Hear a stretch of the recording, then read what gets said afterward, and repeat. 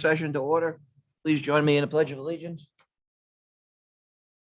I pledge allegiance to the flag of the United States of America and to the republic for which it stands, one nation, under God, indivisible, with liberty and justice for all.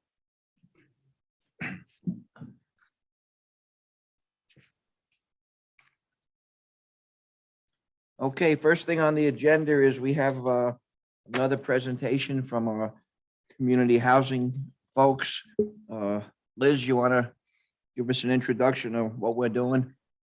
Sure. Today I am just going to give an overview of the proposed transfer tax that is going to be on the ballot in November. So I have a little slideshow that I'm going to walk us through. And Christina, I just want to make sure that can you see, do you have my the updated slideshow that I sent over? She thought you were going to share. Oh, You have it, Christina? She's I'm so sorry. good. She's getting it for you. That's okay. Okay. Apologies. I didn't know. So I could jump in if you want. I just want to reference the authorization statute. Okay. It's section 1449 -BB of the New York State tax law. And it allows any town in the Peconic Bay region acting through its town board. They're authorized and empowered to adopt a local law imposing in such town a supplemental tax on each conveyance of real property or interest therein, where the consideration exceeds $500 at the rate of 0.5%. So it's in the same section of the Community Preservation Fund transfer tax. So they just added another subsection. So it's just, and it speaks to, what Liz is going to speak in her presentation, but I just wanted to give you the New York State statutory authorization. Thank you. Christina, let me know when you have that up. Oh, awesome. Thank you so much. Okay, great. So we're just going to go over today, just kind of like a little bit of an explainer on this transfer tax, how it was before this proposed, what it might look like after, and some of the potential impacts, as well as we're going to go through some of the actual numbers. So I'll have you move to the second slide, Christina. So the first thing I want to do is just to kind of set the stage for what it looks like now so that we can kind of understand from here how it might be different should we pass this referendum. So currently, as it stands right now, home sales over 250,000 are subject to a 2%. Do you want to move into the second one? We're almost there. Second slide. Yeah, there we go. Cool. Thank you. So home sales over 250,000 are subject to a 2% transfer tax. That is paid for with the purchases. These monies go into the community preservation fund, and that money can be used to purchase land, development rights, to protect open spaces, or purchase land or development rights. So, I think it's also important to note that there have been changes to the transfer tax. So in 2016, with the fund got up to about $7 million, and water quality, such a pressing issue for us, residents voted to allow up to 20% of CPF funding to go to water quality improvements. And that's the WQI money. On Shelter Island, this money is mostly used to fund grants for IA sewer systems to help reduce nitrates in the groundwater, and just to protect our fragile water table. So that's kind of like how it started with the transfer tax, what it funds, and then just some of the changes that have happened so far. So let's talk about what this proposed changes to the transfer tax, what we're talking about here. So could we see the next slide? All right, awesome. So with Eastern Long Island, among many places in the nation facing a housing crisis, and in view of the success and the great impact of the transfer tax, our representative Fred Thiel has proposed another change to the transfer tax program. So he's proposed, and this is what this law that we get to vote on, adding an additional 0.5% to directly fund community housing and upping the exemption from $250 to $400,000 for any transfer tax. Now, it's important to note that we're just explaining this here. So the actual decision will be voted on by each town, and monies held, if it is passed, will be placed in the newly created community housing fund, which we kind of spoke about previously, for expenditure that has to be in line with the town's housing plan. That must be approved by the board and developed with public input. So that housing plan will be something that we'll be working on as a town this summer. So I think it's really important to kind of understand how it works, and that, you know, we get to vote on it town by town to see if it's appropriate for us. I am going to show the next slide. I think it's important to just kind of really understand what this looks like. So here, what we see is the sales price for homes, right? So I kind of did a couple different examples of just like, okay, if you sold a house if you bought a house on Shelter Island for this amount, currently, what would your transfer tax be, right? And under the new law, if it was passed, what would it look like? So what you can see, I color coded it this time. What you can see is under $1 million, your transfer tax actually goes down.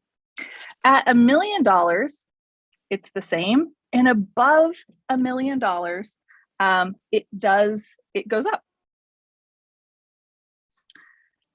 Let's see. I'm going to have you go to the next slide. So this was kind of interesting.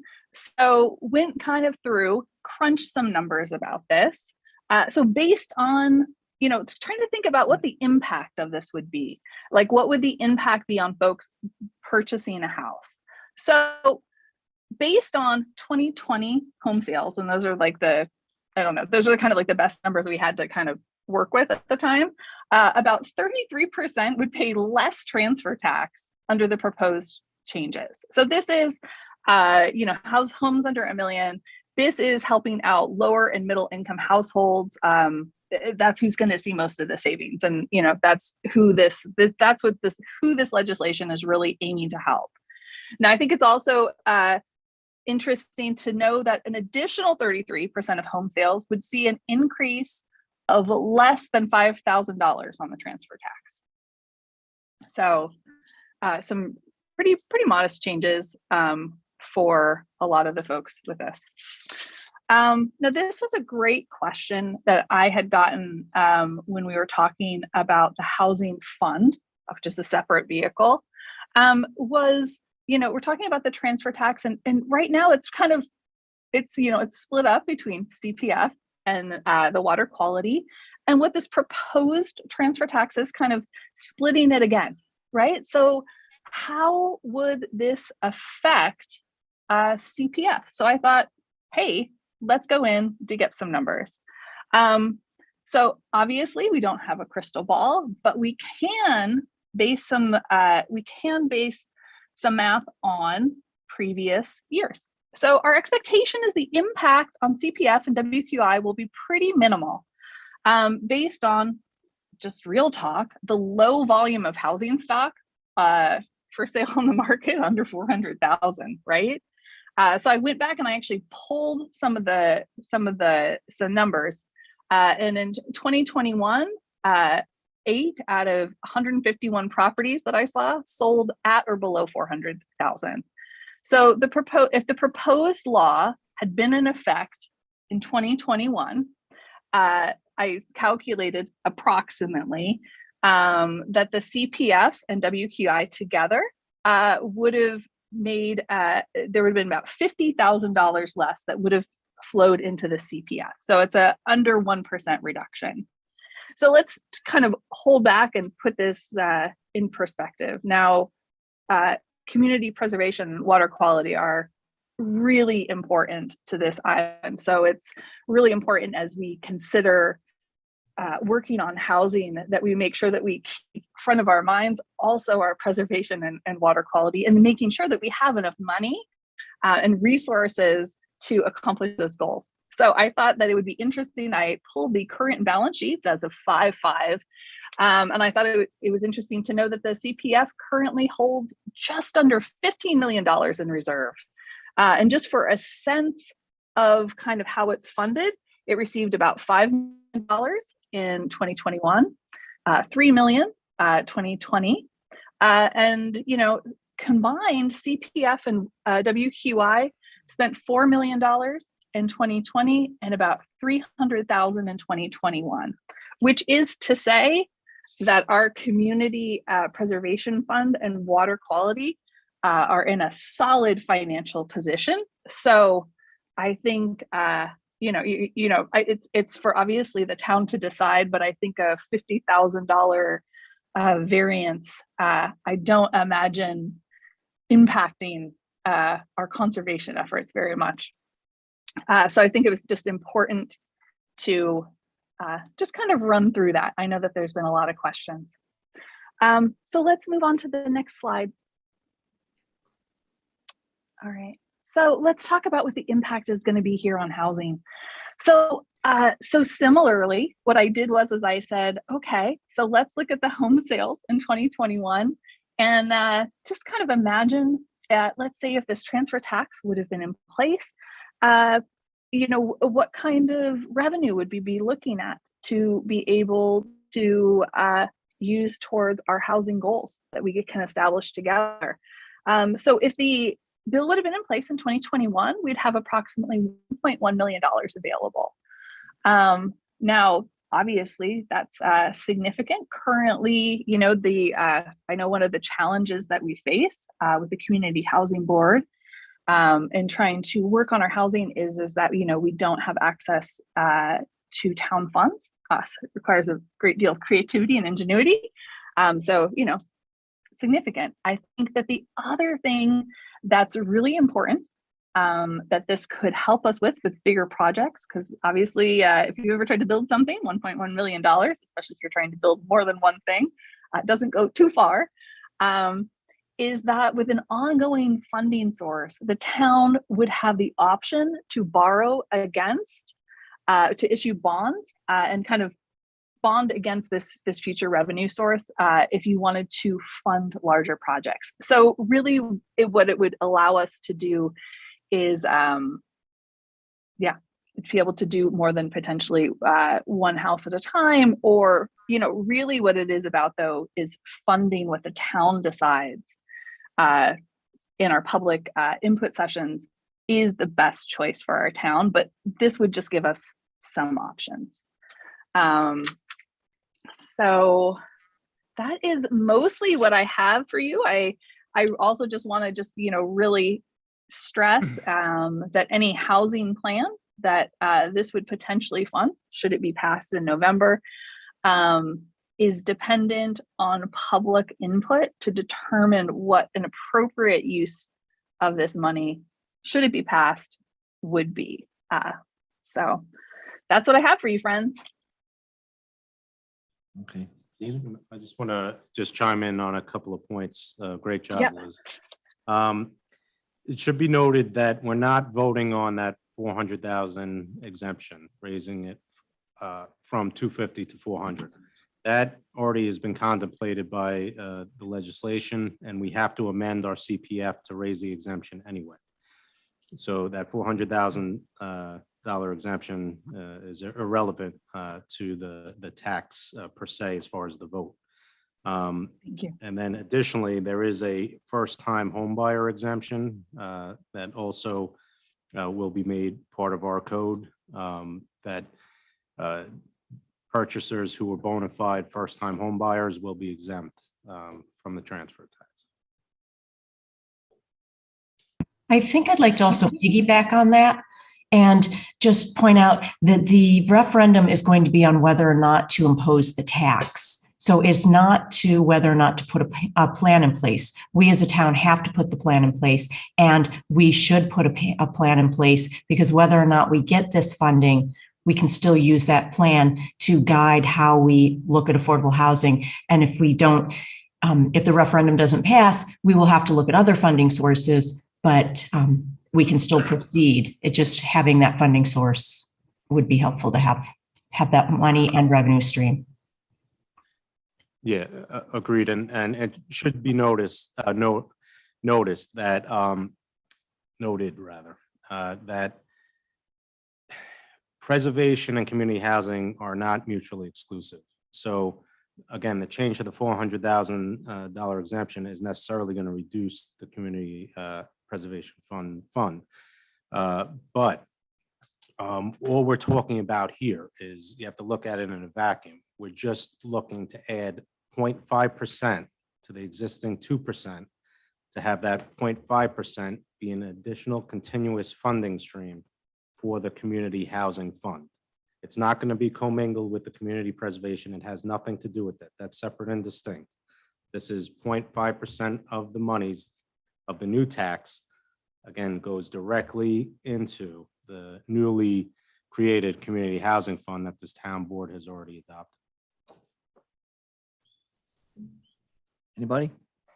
I just want to clarify and make very clear that this is a transfer tax. So it's when a home sells. It's not a property tax. It doesn't go on everybody's taxes. It's just when a home transfers to a new owner.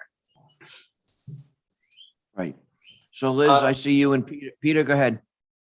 Stephen and Liz, do they, for the first time home buyers, have they adjusted the gross income of what would be, because there are guidelines on that. Do we have those numbers? Yeah, so you do have to qualify. Obviously, it's not for all first-time home buyers aren't created equal. So you have to show that the primary residential property that is being purchased is within 150% of the purchase price limits defined by whatever witch doctor calculation New York State comes up with. I can't explain it, but it's New York Mortgage Agency low interest rate mortgage program, and the non-target one family categories for Suffolk County in effect on the contract date. And the buyers, so that's the purchase price of the dwelling has to meet that requirement. And the buyer's household income does not exceed the income limits defined by, again, this gobbledygook of New York State calculation. And Peter, I actually have those numbers on the Okay. previous presentation, so I will pull those up as we're talking. I actually looked them up. So Okay. Thank you. Okay. So Liz and Peter, I would just ask you as members of the Community Housing Board, we've given some informational meetings now on procedures and what's going on for the referendum. What are your next steps as far as developing the plan? I mean, that's a great question. We're very much looking forward to working with the consultants when we kind of begin that relationship. Our hope in general is to have a public meeting to kind of just explain the ins and the outs. I think there's a lot of questions about like the transfer tax and what's the fund, just kind of do an informational meeting on that, just to answer folks. And then, I mean, the real work is, to set up some meetings this summer to get people's input. So we're excited to get the needs assessment from our consultant and bringing forward like that information, presenting that to our neighbors and kind of seeing what everybody thinks would be useful for our town, piecing together a plan that is appropriate for our island. So that's the work we really have in front of us this summer. I think that there's, like I said, like an explanation, just a space for people to ask questions. And then, explaining the needs assessment and getting folks input. So we're really excited to be working on that this summer. I agree. Education on how this is all going to work and transpire. And then I also asked them, because I think it's prudent, to get together some information that will educate the consultant regarding the unique circumstances of the island. Because again, the consultant is not from here. So we want to make sure the community housing boards get information together in an easily digestible format for the consultants, whether it's via a writing or via a meeting, but just to start thinking about all the different unique facets of the island. Yeah, I'm so glad you brought that up. So we actually have started work with the CHFAB board in kind of putting together things that we think are unique about the island, putting together some resources, folks to talk to, and things for them to consider. So we actually have a list that's ready to go. And I just actually wanted to come back to the income caps and the home prices that you'd asked about, Peter. I just went back through and found it.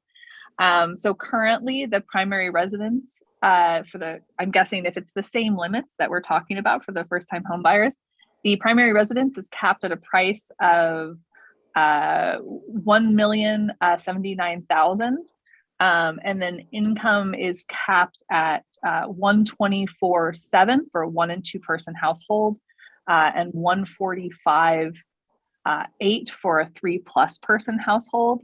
If you're interested in where those numbers come from, there's actually in the town board presentation that I did on the Community Housing Act. And I have my sources cited. It is on, goodness gracious, it's on the 4th slide. So if you want to dig into that. Perfect. Thank you.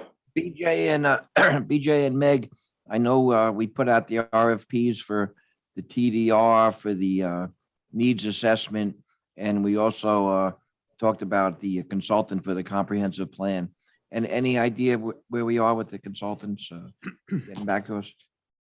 Wait a minute, let me just stop there. He was TDR, RF, it was request for proposal and transfer of development rights. So yeah, it wasn't really a request for proposal so much, Jerry, as an expansion of scope to the consultants that we've hired to do the housing study and the transfer of development rights, setting up the bank. Am I right, Meg? And we haven't heard back yet. No, we're waiting for them to get back to us hopefully this week. So we should hopefully have an answer this week and start moving forward. Right. Okay. We're excited and ready over here at CHFAB. So are we. Yeah, so are we. All right, Bob Cohen, did you have something on this topic? Yes, I do. And what's this? Can I start my video? I thought we were Yeah, waiting 3 till the end minutes. of the meetings now. Okay. No, I just confused. checked with Stephen and this is the agenda okay. item, so let's Okay, thank you, Yeah, Jerry. BJ, I'm sorry, he gave us notice that he wanted to speak on this particular topic, and the supervisor does have the ability, if it's pertinent, to have comments. Since we have Liz and Peter here as well. Okay, thank you, Supervisor. This will just be less than 2 minutes, I hope. But I want to note that the rules of decorum include town officials should be complying with those rules. And I hope to get a chance to finish the 90 seconds I want to be speaking to without interruption. So over the past few weeks, the town board has devoted a number of hours of these work sessions listening to presentation after presentation on the affordable housing question. Today, you heard another presentation, one concerning the November referendum that would use taxpayer funds to create what one of you called a piggy bank that you could draw on for this purpose. Now, one can be in favor of affordable housing, but be against the November referendum. Because there are arguments you may have missed, the town board should listen to diverse points of view before making such a momentous and possibly irreversible decision.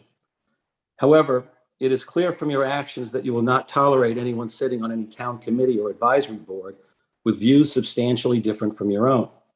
So the only time for the public to present a dissenting view to you directly is through this public comment period. But 3 minutes, obviously, is not enough time to respond, given to the hours you've devoted, the hours that you've allowed others to speak on this matter. Indeed, even today, there were a number of inaccuracies that I've detected in the presentation you just heard. But again, I can't respond in 3 minutes. Accordingly, I request the town board give me equal time to present at a future work session an alternative point of view on the subject, including the reasons why the town board should urge Islanders to vote no on the November referendum.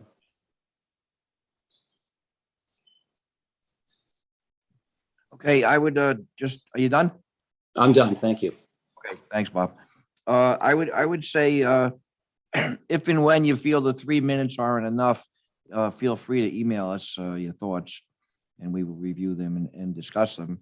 Well, And I'd like to, also, there will be public hearings for the public to address their pros and cons. but I regarding this think referendum. what I'm trying to do is express a divergent point of view that you should consider well before the public hearing stage. As a matter of fact, I think you mentioned today that you're already spending money on a consultant, which if the referendum is defeated, a lot of that money may have been misspent. So I think I'm trying, well, you know, Amber's raising her No, hand, no, the consultant can help. All right, that's fair enough. Yeah, we but need you a are housing spending- plan regardless of whether or not the referendum passes. Yeah, that was my point earlier. That the referendum on affordable Okay, but housing you're was held at spending the an- last election. With I the think last sooner- election and our election, we ran on affordable housing. Sooner So rather that's sort of than settled later. now. It's That's not sort of settled. settled now. It's Yeah, not, and Bob- affordable housing is settled. no, it's not Yep. settled. No, it's And- not and settled. Bob- There's something called and freedom of Bob- speech. Yes, and you'll have the opportunity at a public hearing to make your position known. And then also, as the supervisor said, you can email, mail, it'll all be part of the public record. And you've availed yourself of letters to the editor. So again, there's rules that are in place, and everybody's going to be held equally to those rules. So, but we'll be more than happy to read anything you'd like to submit. Uh, So your answer is no. You won't give me equal time at a work session to provide an alternative point of view that I can't provide because there's no one on the community housing board that would be willing to listen to it. No, that'll be at the public hearing. Okay, Liz, thank you very much. Peter, thank you. Thank We'll you. move on.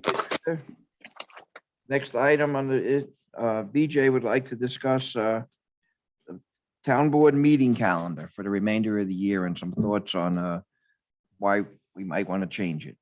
BJ? No, I'm proposing that we have 4 meetings a month. 3 work sessions and then a town board meeting. All on Tuesday afternoons. Now with Zoom, it's convenient, either for people to attend live or to see them later as recordings.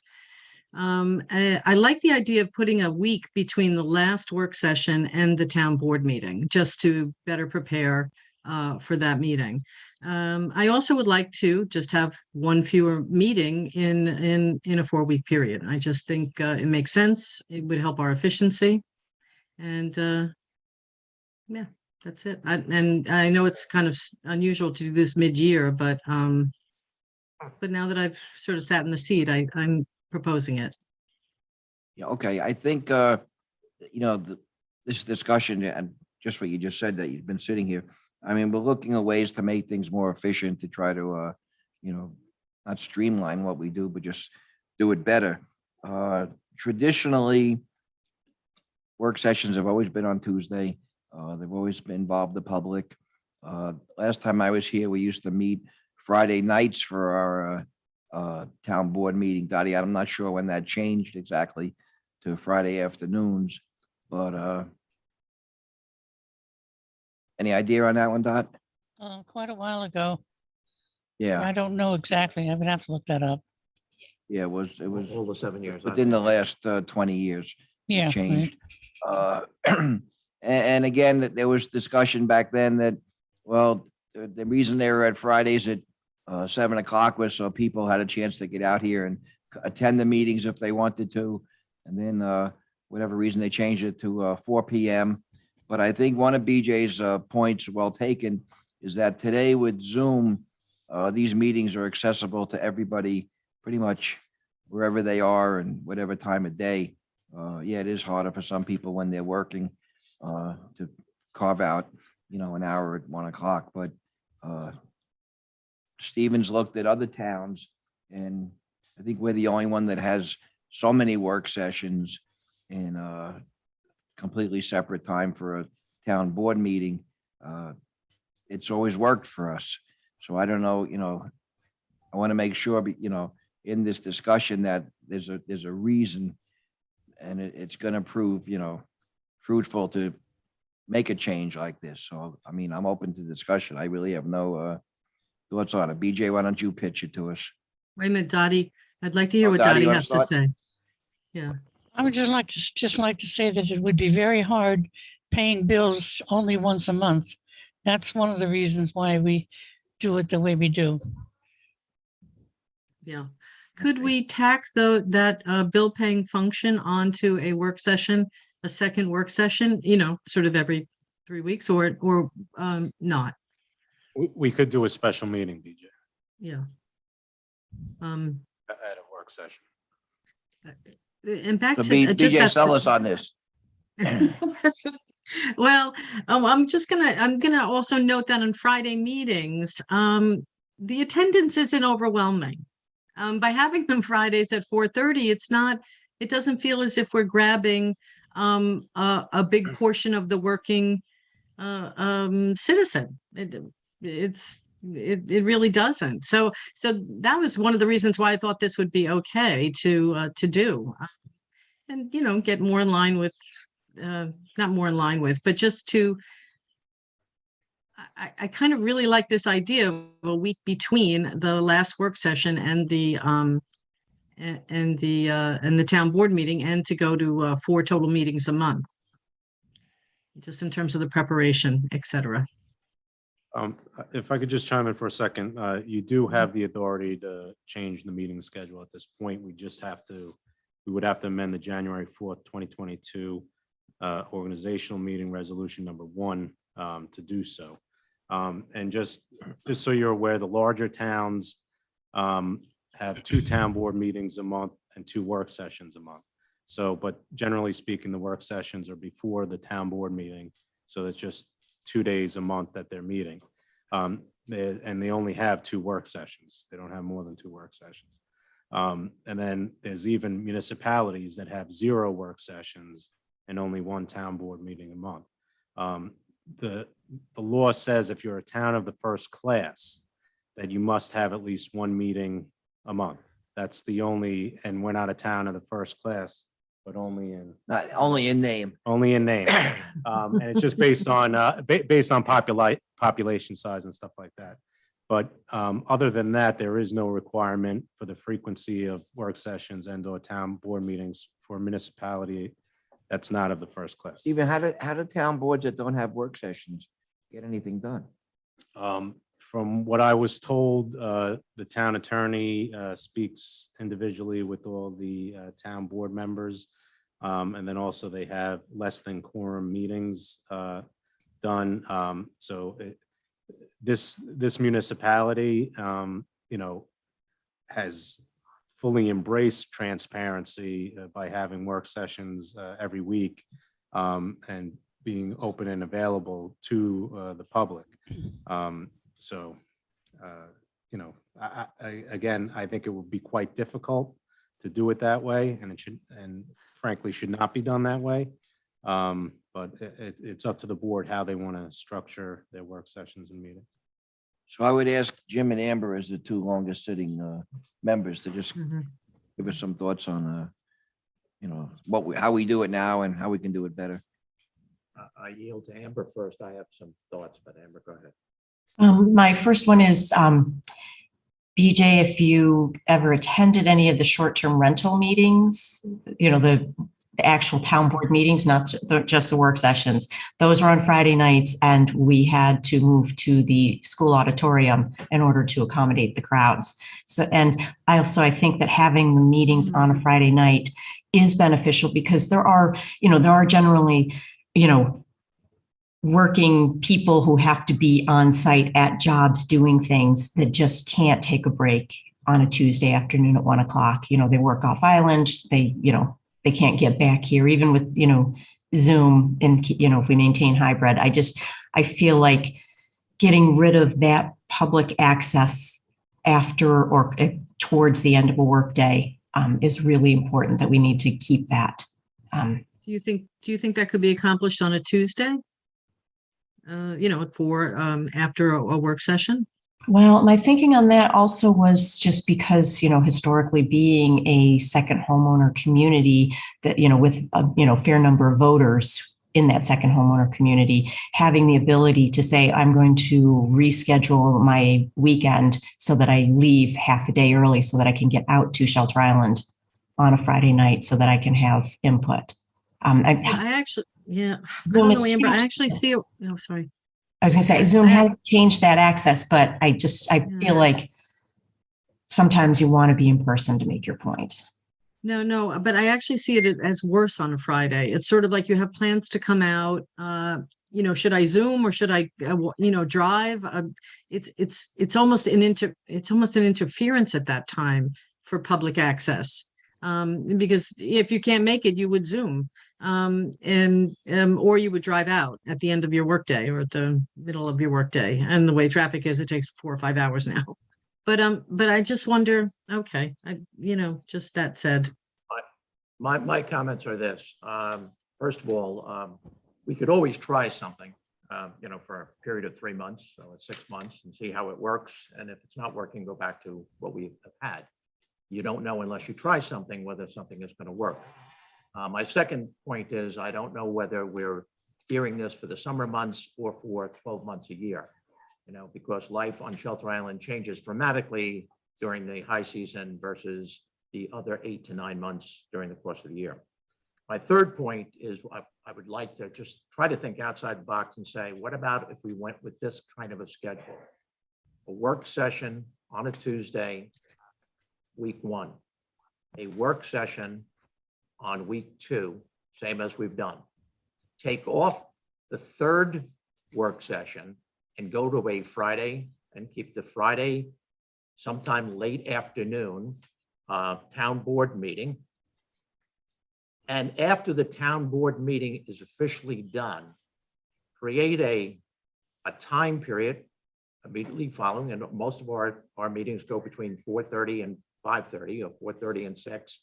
We could change it from 5 to 6 and then allow what I've asked for, maybe even try it out without an agenda, an opportunity for people to either attend or Zoom in with concerns that they have without an agenda, just to increase some type of communication between the town and the residents and the town board itself. I just throw that out for, it's 2 different concepts. The first concept would be going weeks 1 and 2 with the regular Tuesday town board meeting, skip the third Tuesday, go to that Friday for the town board meeting. And the second concept on that would be to extend that after the meeting was finished, and we could maybe adjust the time accordingly, and we could discuss that in the future. What would be the better time to get people, involved? It's great to have that accessibility without being logged in with a full agenda, and give people the opportunity. During the summer months, this could be held outside after a town board meeting. We can go out and just sit down and hear people's concerns. An hour with the town board. It's something that I've always thought about, wanted to consider. I think it increases our visibility. It allows for a little bit better dialogue between the residents and the town board. And it may create some new relationships that, that are important to us. So whatever it's worth, those are my thoughts. Thank you. It's sort of like a town hall meeting, really Yeah. like a town. Yeah. Even BJ, again, you try it out. Would it have to be every month? No, you could have 4 a year. You could have a quarterly, try it out once in the summer, once in the fall, once in the winter, and once in the spring. obviously with the winter months and the cold weather, we would be indoors, making sure that we had a large enough place. We could always move those meetings over to the community center of some type, where it's a larger room. Fire Reshape the department. room a little bit. So there's not where we're dispersed amongst the community, and have a town hall type of discussion once every 3 months with our fellow citizens here. Just a thought, Meg? Oh, sorry. I was going to say the only other point that I wanted to make as far as going to like fewer work sessions a month is I feel like we're here like oftentimes from 1 until 4. And my concern is if we decrease the number of meetings, we're going to lengthen the ones that we do attend. And it just gets it's by the end, I am sometimes fried. Mhm. So I just put that out there. Well, lately, my amendment to that is it's never 1 to 4. It's usually 1 to 5 or 5:30. So, those meetings do quite, it's an endurance type of thing. But, to be real honest with you, and I'm biggest violator of it is, we need to be more brief in our comments. We sit down sometimes ad nauseum for 45 minutes discussing one thing that should have been discussed in 15 minutes. So I think, a little better organization and a little bit more, I got to listen to my own self as I speak, but, I think it can be done in less time. Hey. And by the way, this agenda today, of having 3 or 4 items, there are days we walk in here, we have 9 or 10 items, and 1 or 2 of those items are minimum half-hour to 45-minute presentation by somebody. So, you're bound to be that town board meeting that begins at 1, oftentimes is going to go to 3:30, and then an executive session for another hour. It does turn into a marathon. So, Meg? Yeah, so my one thought is, if we can still be efficient and still accomplish things, I don't mind adjusting the schedule. I almost feel like the 4:30 on a Friday is still like an awkward time because people work 9 to 5. So I would almost say move it 5:30, 6 o'clock, then you have more opportunity for people who are working to get there, especially in the summer when they're working late because it's nice out. So, that's something that I would consider. And even if you move it from a Friday to a different day of the week, but have it later so more people could zoom in after work, I think that would work. So if you wanted to move it to a Tuesday at 5:30 or a Tuesday at 6, that might be more people may be able to attend than a Friday at 4:30. Especially with the hybrid option. And then you could even do a short work session before that meeting if you wanted to just have meetings just 1 day a week instead of like twice on that week where we have the board meeting. So, I'm open to suggestions, but I would say if possible, push the board meeting back later in the day so it's not at such an awkward time, as inconvenient as that is for everybody who's hungry. It's, still makes it a little bit more available to the public. Right. Mhm. Yeah, definitely. Even anything? No. Okay. Julia? Hi, thanks, Jerry. I had a question. And it has to do, when you have the town board official meetings, you're doing many things. You're passing resolutions, you're setting public hearings, and you're also holding public hearings. So to what degree are the public hearings that you're actually holding the purpose for setting the meeting at the time of day? Is that where you mean it's more convenient for people to show up in person with their lawyers or to arrange to have their architect come or whatever it is, for all of the different types of public hearings that you're holding? And my other question has to do with resolutions. And that is, I've covered a lot of towns. Do you have to read every single resolution, or can they be published in advance and then adopted as sort of a consent agenda?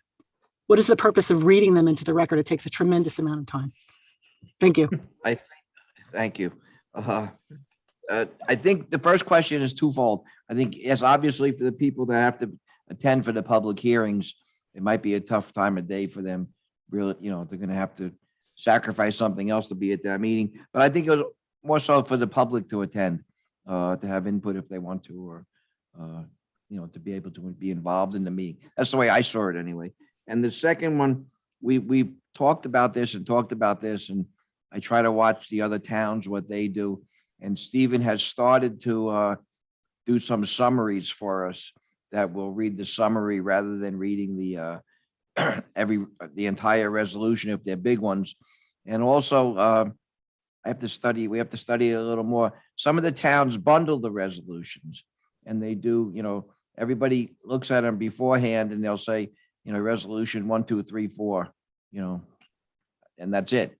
So yeah, we could definitely do a better job of streamlining, because sometimes that's all we're doing is reading resolutions. Amen. And I usually get stuck with the long ones.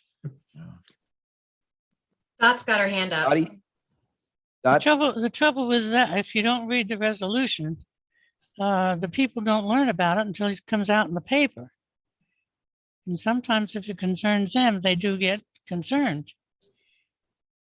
Yeah, I agree. And that's, why I really need to look at more how when they towns don't do it, how they get it out to the public before that. Yeah. But you Well, can see, also that's very hard to do, to get it out to the public before that, I because I agree. don't get the information in time to even make, sometimes I get it like 2:45, 4:30 Right. meeting, So that's very cumbersome. No, So you but gotta look, add we- that little in there too. Yep. we can break them up into like administrative resolutions that really are like not really sexy per se, and the public doesn't really care. And then the ones that have substance that impact people directly, then read those.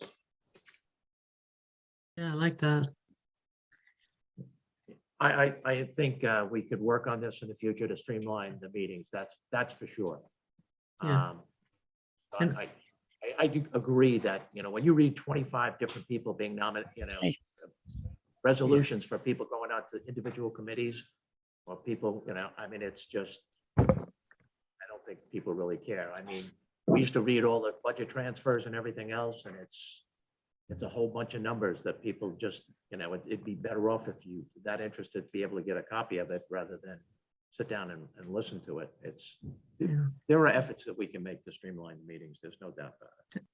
Definitely. And also to Dottie's point, which is, anything going to her office, we're working on it, that it shouldn't be where she is forced into a rush emergency situation because of our failure to plan. So that is just top of mind for all of us to really stop that really from happening. Whatever it is, either can wait, or we should do it at the next work session in a special meeting, because it's just too much to ask of the town clerk in her office.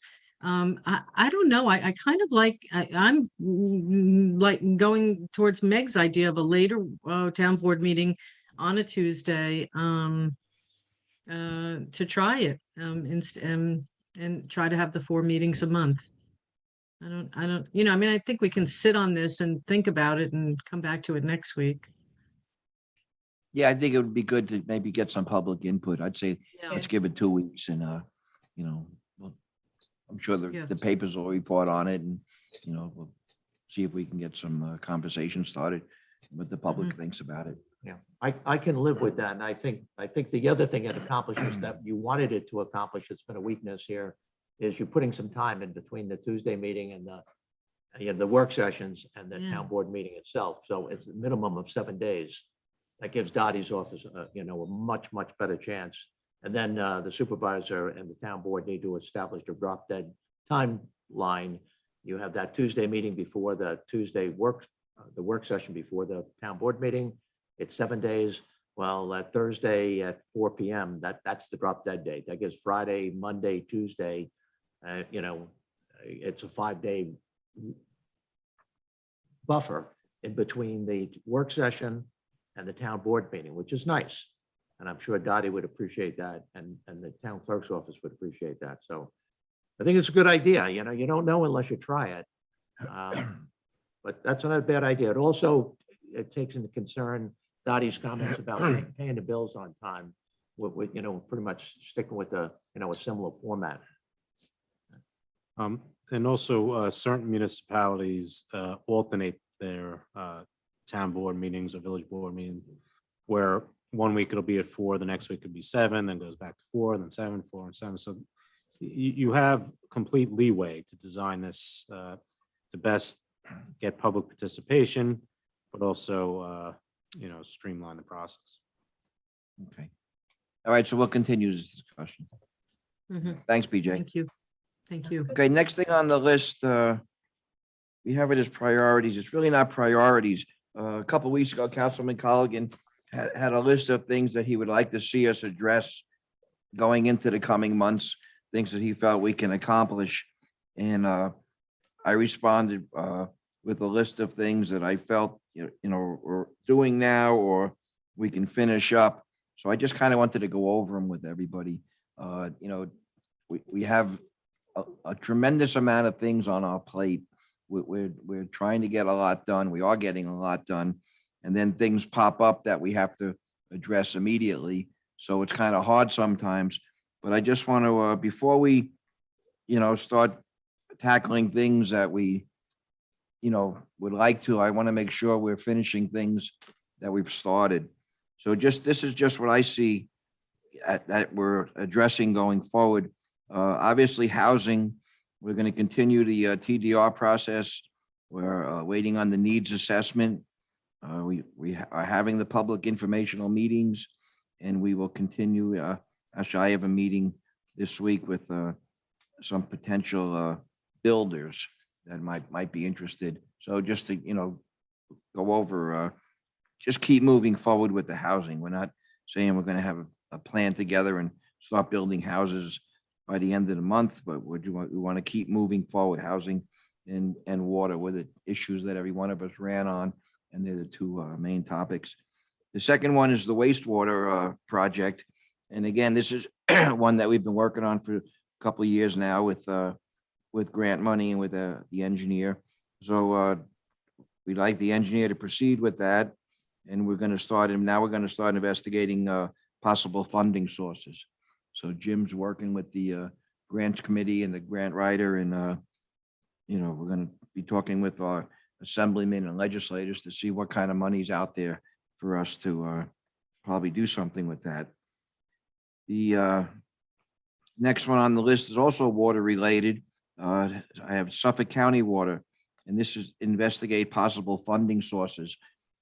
With the agreement with Suffolk County Water is a tremendous infrastructure project that we have to do. We estimated at 1.7 million that the ratepayers are going to be obligated for, the users in the system. But what we're hoping to do is find funding to knock that number down significantly. So the ratepayers will obviously pay for their water, but if we can find funding for a lot of that infrastructure project, we'll do that. So that's the one thing we're investigating. Then the other thing I like to do with Suffolk County Water is after Labor Day, have them come in and give us a report. They'll have 2 summers under their belt addressing West Neck Water. So we'll get a real good report on West Neck Water, and also, make it an informational meeting for the island in general. To what is Suffolk County Water Authority, and what is the potential on Shelter Island, and how would areas look into it if they were interested in it. So that'll be something for the we'll continue looking for funding, but we'll also have an informational meeting after the summer with them. The next thing that we're working on is the ADA compliance for specifically for the Shelter Island Police Department. We budgeted money to start that process. We are in discussions with an architect. The chief brought in some people from the sheriff's office to review it and see what exactly we have to do there. And so we're going along that. And again, with that, we're also looking for possible funding sources. So these are all things that are already on our plate. The WMAC, we're going to continue revamping the mooring application process. We're going to look at stake mooring and pulley regulations. We're going to look at the potential or the possible need for gridding anchorage areas, and we're going to review and propose fee increases. This is things, again, ongoing we've been doing. And I like to make sure we get these things done before we tackle some new things. Drought restrictions, this is something that we have in place. We need to upgrade it. Jim Colligan has been working on it with the WAC, and we're going to make that presentation next week. The next one is Granicus host compliance. This is our short-term rental software company. We're going to have a presentation from the code enforcement officers and evaluate if we need to continue with that program, or if we can do it on our own. So that'll be a presentation coming up in the next week or two also. Deer management, we're going to be waiting for the recommendations from the Deer and Tick Committee. We had the flyover and it wasn't as positive as we hoped it would be. So we're going to look at what our strategies are to continue with that. Again, we met with Karen from the building department. We're going to review and propose permit changes, permit fee changes, some increases there. And the comprehensive plan is, we're continuing the process and we're getting ready to schedule public meetings on that. So again, these are all things that are on the table. I want to make sure we finish what we started before we, and there's a whole bunch of other things we can add to this. So Jim, I'll turn it over to you. Yeah, I think you've covered 90% of it, Jeff. Water is the top of the list. And this Shelter Island drought condition regulation that was adopted by the WAC on June 2017, 5 years ago. So, it's a good document. It's a great document. I've distributed all of you. I put it in everybody's mailbox so that you have it. It's basically into 4 categories: guarded, warning, emergency, and disaster. And my recommendation is that step number 1 is that the WAC revisits and makes any additional corrections. They may feel that it's 100% ready to go. And if that's the case, would love to be able to, as Jerry just said, bring them into town board meeting, present it, have us consider it, look for public input, and then step 3, town board adopts it. But it is a solid document that is designed to guide this town through a water crisis, which is going to happen, whether it's this year, next year, or 10 years down the road. You need to be responsible with water. And it's a series of things, of voluntary steps that you take, especially during the early stages. So the public now knows that we're looking to do these things. And then if you get into stage 3 and 4 of emergency and disaster, you're talking about very severe drought conditions where the word voluntary becomes mandatory. So these are things that we have to consider. The WAC did a great job putting this document together. I fully support it.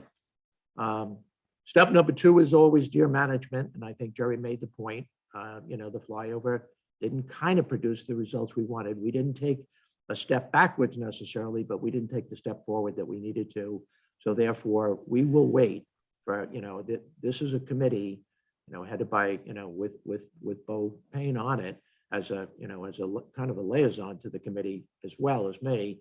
The guy is full of new innovative ways of trying to attack this problem. And obviously, we need to step up our game as far as that's concerned. Of course, our goal was to cut the deer herd in half, and we're a little bit over that. We'll be a little over that when the fawns are born this summer. Not quite where we wanted to be, but it's a work in progress. I think I applaud the committee and they do a great job. In terms of housing, we're committed, and again, going back to Bob's comments, in the beginning, I just remind everybody that, 80% of this town board was reelected last November. All of them, including the guy that didn't run, namely me, were committed to community housing. We don't have a plan necessarily that we're looking to jam down anybody's throat. There's a process in place. There's plenty of time for public comment, but how we address the housing issue. But we'd be foolish to be lying to you to say that it's not a high priority. It is amongst all 5 of us. So, again, if that the committee doesn't want to go in that direction, you need to elect new people that are against community housing. That's as simple as I can put it. In terms of Grannis and hosting compliance, when we're paying taxpayer money to the tune of a little over $12,000 a year for this, I want the building department to convince me and my 4 town board members that this is money well spent. I did listen to Amber, and I think it's maybe a little bit late in the game, maybe for this year. The money is committed, it's set in the budget, but I do want to make some type of adjustment as we move forward. It's not a huge issue, anymore. There are things that need to be tweaked, with our rental market stuff. And the biggest one is the one that Karen brought to us about the self-inspection. So it's something that, the town board has to seriously consider the liability of, once we issue a permit, for a person to be able to rent their property, and we have pretty much accepted their self-evaluation that they have smoke detectors and smoke alarms and fences around their pools and all the other things that are on that list. And, Reed's point is, should we not be checking it ourselves, or are we liable if we don't? So it's something that we have to consider. That money might be well spent rather than spending it here, to have some interns go around and be able to maybe get that extra person during the summer to be able to, or late spring, actually, before the rental market hits the, and get people to inspect that. Just a thought. The comprehensive plan, we're all systems go. It's going to take a while. We want to do it right. We don't have a drop deadline for that. So I think, we will do it right, and confident of that. The ADA plan, as the supervisor said, got to have a plan. It's not a question of should you have a plan. It's, by law, you must have a plan. And it's time that we institute that. And we have. We've taken a lot of measures in the last 2 years with our town assets to make sure that they are ADA compliant. And the 2 buildings that we're going to focus in on next, obviously the police department and Justice Hall, which we are in the midst of doing. And as in terms of the mooring applications, we're underway with a revision on how to streamline that, that application process, and how to improve that process, which again has worked for a lot of years, but there are probably steps that we can take to even make it better. So I'm pretty confident that town board has its work cut out for us. I like the fact that what Jerry said is, and I think Amber has reminded us constantly about that, is let's not take on a whole bunch of new stuff. Let's get the stuff, and we're doing a better job at getting the stuff that we've talked about and is in writing. We need to revisit these things and get them done. And, so those are my comments. Thanks, Jimmy. Amber? Excuse me, I did not make up a list yet, but we've covered, as Jim just said, we've got more on our plate than we can possibly handle and tackle all at once. And it's not to say when we don't address things as they come up, but let's, like Jim said, let's finish what we started. Yeah. Meg? Just some things that we're working on with the building department. It's really streamlining their internal process and kind of making up for changes in personnel and figuring out how we can make it user-friendly for everybody. Part of that is going to be going through the applications and streamlining those and figuring out where we have information that is unnecessary or where we have gaps in information. So when a permit application is submitted to the building department, does it have everything it needs? Are we asking for information that we don't need? Is it outdated? Are these outdated questions? So kind of reviewing that to make sure that everything we're asking for does have a purpose. And then So Meg, are you actually doing that with the building? Reed, yeah, Reed has been going through, and as he's been reviewing applications, he's been finding things that don't mesh. So like some of the information that's requested on the application doesn't necessarily provide information that we need to review the application. So for example, just a basic question like, do you think your project is appropriate for the area? No one's ever going to say no. So we don't have to ask that question. That's a question that the reviewer asks when they look at the application. So kind of getting rid of some things like that and making sure that the information that we're requesting is actually pertinent. So Reed's kind of been going through and coming up with a list of things like that. And the other thing that he's noting are conflicts in the code, you know, where you have code says this here, but it says that there. And just kind of making a list of those things and taking some of the things that we've been doing and making them cleaner and clearer and more direct. So, you know, for example, the septic registry has so many steps when really all you need is the green stamp plan at the end that has all the information, because the building department doesn't inspect, they don't do any of that because it's outside their jurisdiction. So if we can streamline that process so people don't have to go to the building department 3 times for something that, you know, the building department doesn't necessarily regulate, it takes burden off of Mary Ellen and everybody else. So trying to streamline it so that we just get the information we need in the most efficient way.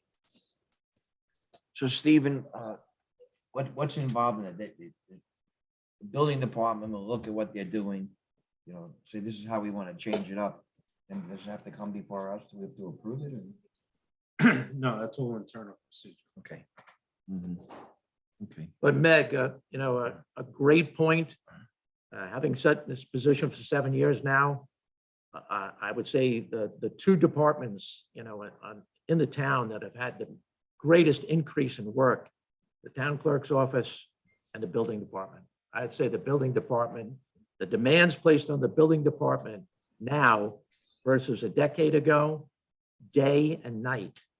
I just think that there's a tremendous amount of paperwork and demands on that department. So being able to streamline the process and a new way of looking at things and making things more efficient, an excellent priority for the town to work with. And you got, you know, Reed Karen in there is the kind of guy that he's definitely, you know, up to the task and wants to see this happen. So it's a good thing. BJ?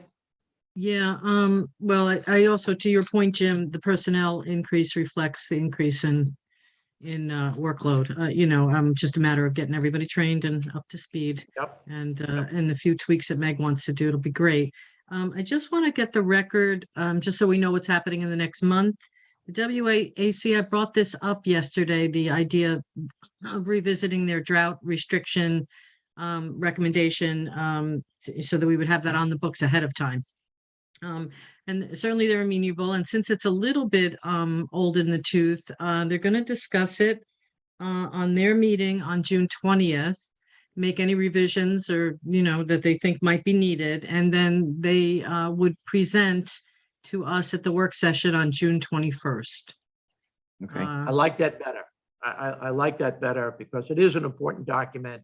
It should be revisited. It's been 5 years. Let's give them the opportunity to take a real second look at this. So great idea, BJ. So I just wanted to get that, you know, so we all know where we're heading with that. Okay. Anything else? Stephen, you have anything No.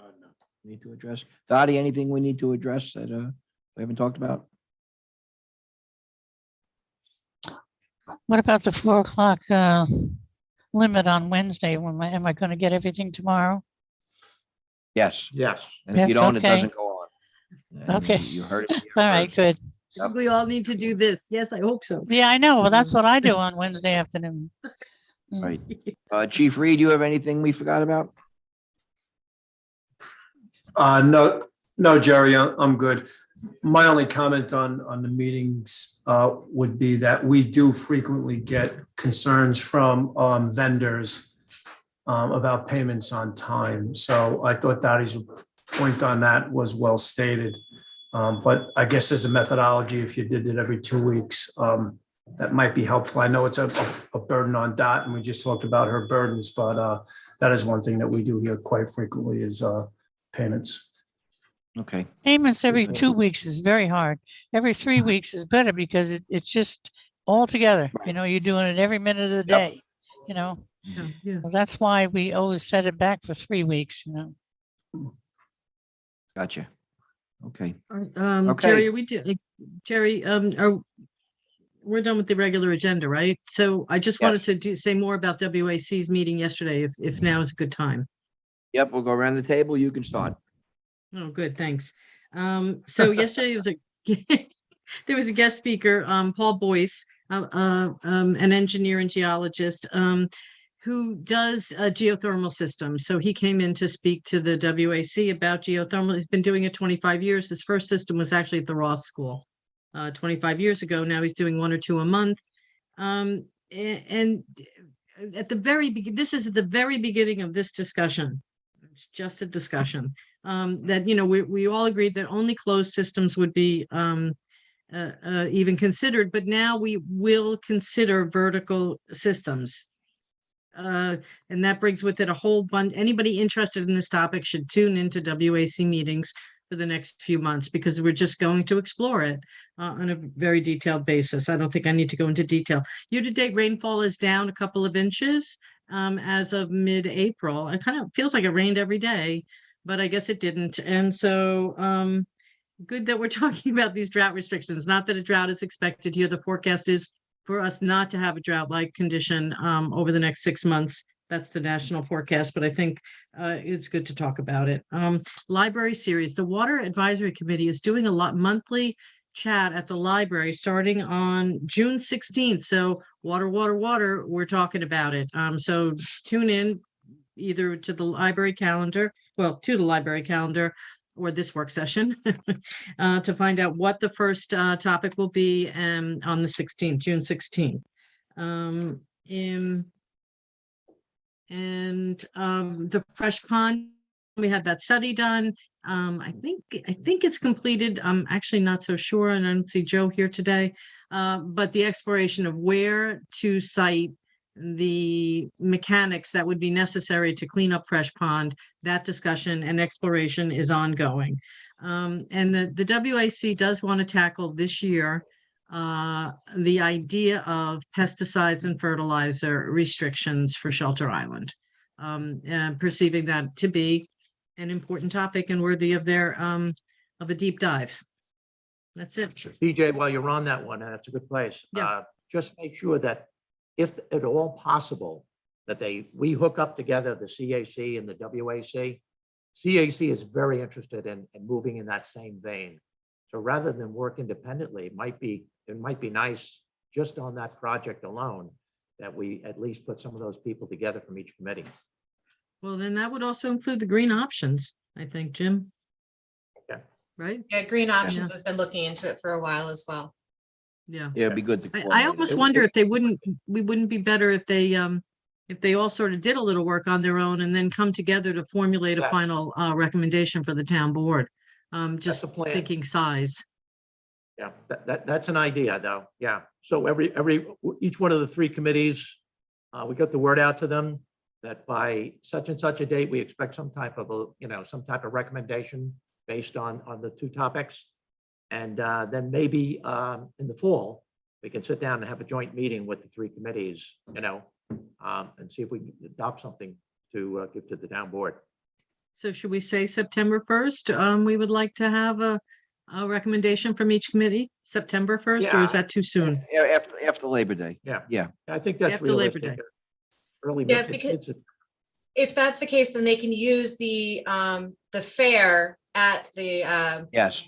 they can use the Green Options Fair. What do they call that? Yes. My brain is blanking, but they can use the Green fair. Expo. Thank you, the Green Expo, as a means of collecting more information from the public and getting some Yeah. more input. And, a lot of the groups, the CAC, I know that the Green Committee usually have tables and booths there. So that would be a really great place for them to collect more information. So I would say sometime in September, end of September, maybe have them come in. That gives them time to put that information together, or even October. All So, right. so maybe the liaison should, just address each committee and tell them that that's what we're looking to do is, Yep. get as much do it. information for the Green Expo as possible, and we can, Right. Yeah, BJ, you and I could talk about it, but I would also like to include the fishermen, the shell fishermen, and because they have talked about this issue at great lengths and want the town board to do something. So Well, I think we they're should. important. No, I'm not sure I agree with that, Jim. Just because I want, they're saying don't pollute our waters. And I think that the information of how not to pollute their waters, their livelihood, needs to come from, people who care about what the chemical composition is and how does it how's it running off into the bays? I don't know if that's the expertise of the bayman. I'm pretty sure it's not. So I think maybe we leave the committees. And then, during the public phase. I think it's also important to get some input from the industry. The landscapers know what's available on the market. Yeah. They know what's actually happening in the town. Good So point. I think it's a really, important that they get spoken to as well, that there's someone who reaches out to them and gets their point of view. Good. Anything else, BJ? No, I'm good. Thanks. Okay. Meg? No, BJ pretty much covered the WAC. Otherwise, we're just waiting for consultants to get back to us. And our next CPAC meeting is Monday. Hold on. I don't want to give you bad information. Yes. It is. Monday, the 23rd, 6 p.m. Thank you. There you go.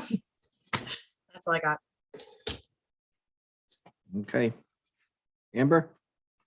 Yes, Community Housing Board met last week. I just want to remind anybody who's still interested in going over to the church in Sag Harbor on Thursday for that housing conference, I guess would be the best way to put it. And the Community Housing Board has been working on a lot of things, and there's the Community Housing Board versus the CHFAB, the Community Housing Financing Advisory Board. So this was the Community Housing Board, whereas Liz spoke today for CHFAB.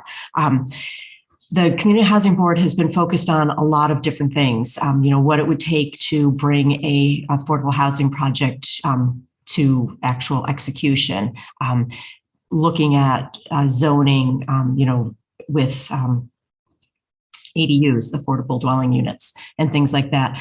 And the next steps, they've been like taking it all in, and it's on the surface has seemed a little scattered, but I think it's all starting to come together, and they're now going to work on a timeline for what it would take to get different things accomplished. So they're bringing all of the information that they've been, sussing out all over the place to say, okay, now what are our next steps? So we should be seeing something from them in the near, next couple of meetings.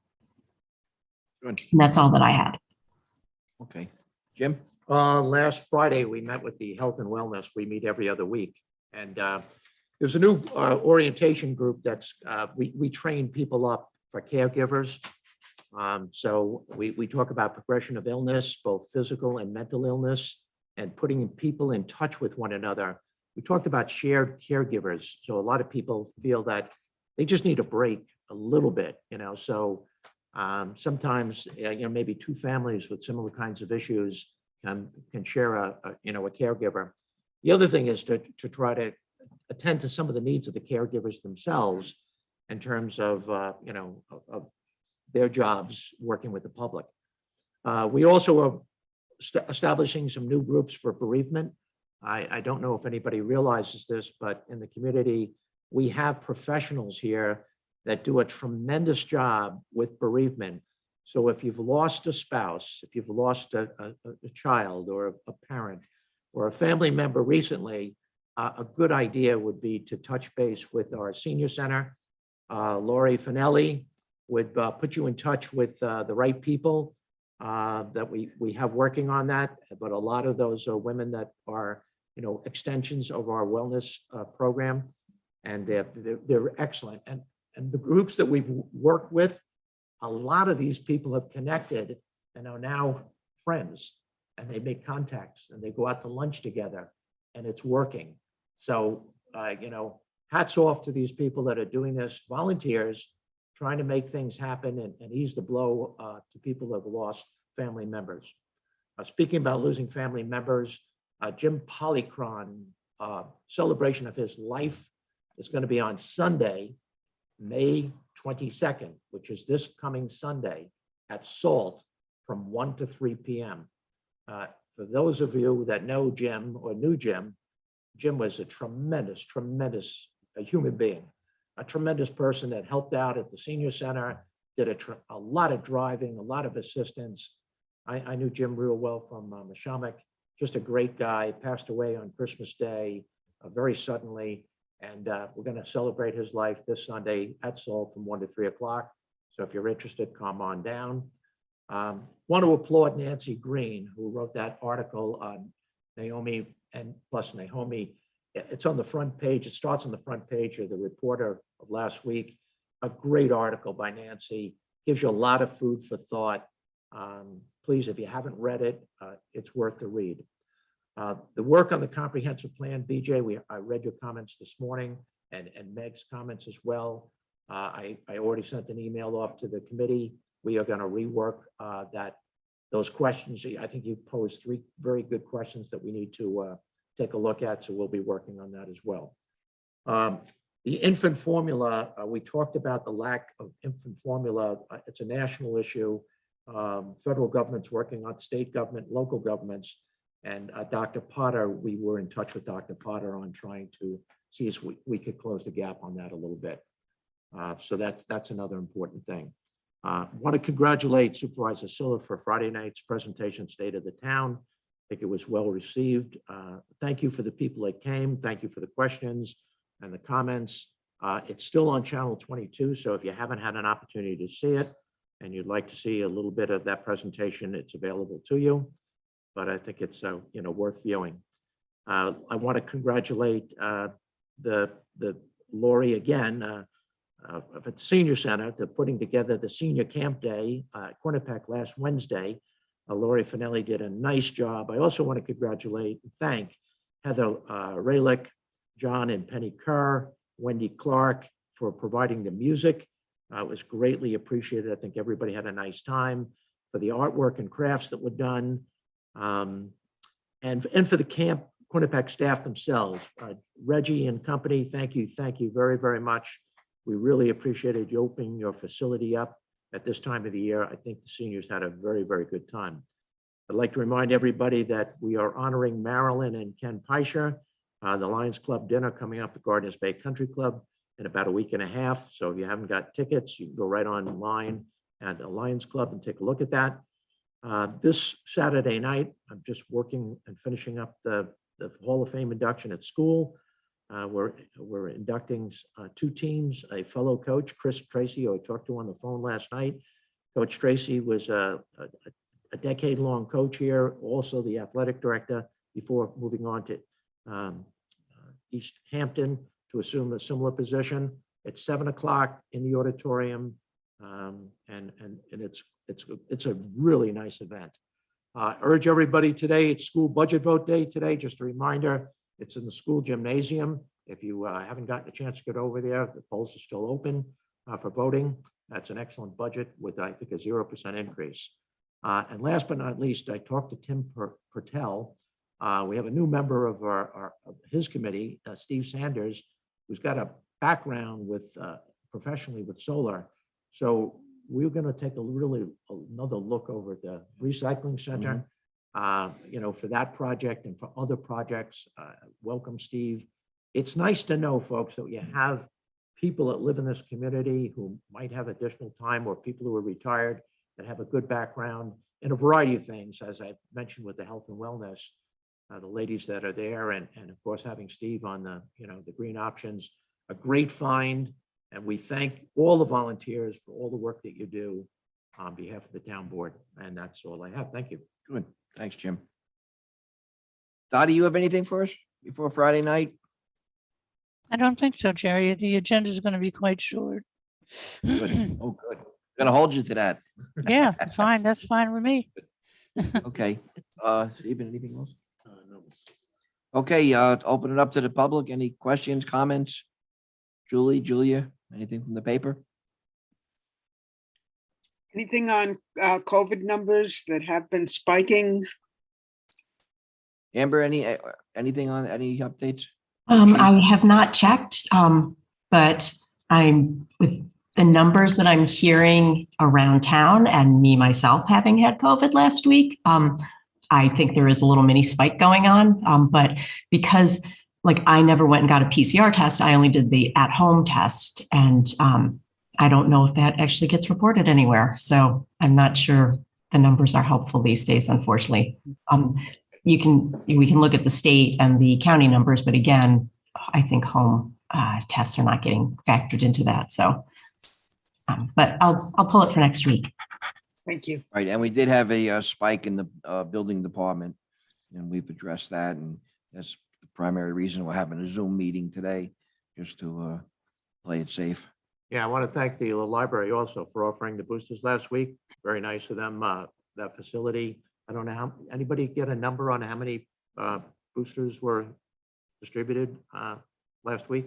I think Sarah would probably have that for us. Okay, Yeah. yeah, but that's a nice, very convenient. We thank you very, very much. Takes a little burden off the school where, we're not disrupting the school day, especially this time of the year where people are getting ready for final exams and all that kind of stuff. So the fact that our library is willing to do this is excellent. Thank you very, very much. Okay. Julia? Hi, thanks, Jerry. I also have a cold. It's not COVID, at least not so far. So sorry if I sound a little rough. I have 3 questions. The first one is sort of was actually probably for Liz, but maybe for the board in general.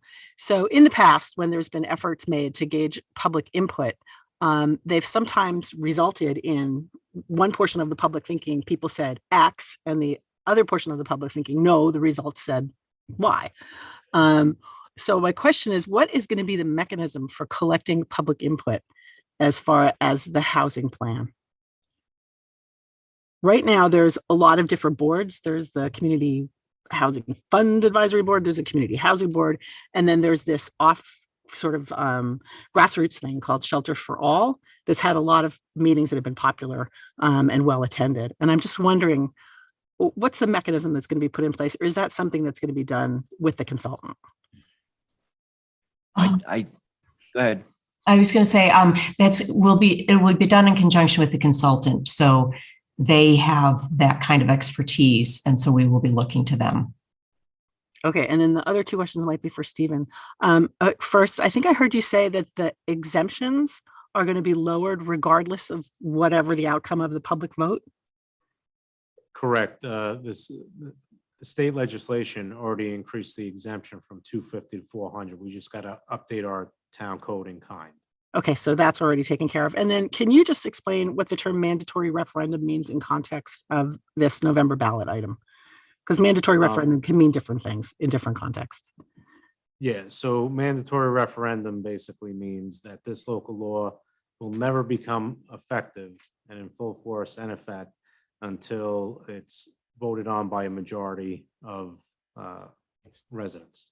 Is it a straight So- majority, or is there a supermajority that's required? It's a straight majority. Thank you very much. Yep. And then just so back to your first question, Chafab, as they call it, Yeah. they're the quarterback on the housing plan. That's basically why they were created. At first, the resolution would charge them with drafting the plan, but it's really appropriate for a consultant to do it. Every other town hired a consultant because it gets hyper technical. So they will be the point committee for the plan, working directly with the consultant. So it's not like it's spread out amongst numerous committees. It's just that one particular committee, the consultant and the town board. Thanks. Yep. Okay, Pam? Good afternoon, everyone. A quick question on the changing of the meetings. I think I understood 3 of the 5 of you said that Friday afternoons would still be good and possibly make it later on a Friday. And I don't know how you get to change that after the schedule has been set in January as a second-class town. So I don't know what the mechanism is on that. Is that It would just be a resolution. Again, the only towns that must have one town board meeting a month, regardless of what day of the week it is a town of the first class. We're not a town of the first class, so we have full autonomy as to when we set our dates for work sessions and town board meetings. So what we would have to do is just amend the resolution from January that stated those dates, and that's how it could be accomplished. If they so choose, nobody's made a decision either way at this point. okay? Generally speaking, we're talking about changing 7 dates in the calendar now, because I assume this public hearing, the town board meeting is going to happen on Friday. My other question is I'm looking for an update on the dock at Middle Harbor Road. I know that you went into executive session last week and we're discussing it, and I'm just looking for some kind of update on what's happening there. As of this morning, a letter was served. Let me take a step back. A letter was served to the owner of the Rams Head Inn via their attorney. And it was in accordance with the resolution that was issued a couple months ago regarding the removal of the dock, the subject dock. So in furtherance thereof, this morning, the highway department was charged with fencing off the subject dock. So right now there's orange snow fencing around the dock with a sign that says no trespass. And they have Okay, 30 thanks days very to- much, because I saw a private boat go over there a couple of days ago, and I don't know if they knew what they were doing or not, but that it's fenced off is reassuring. So when did you serve that?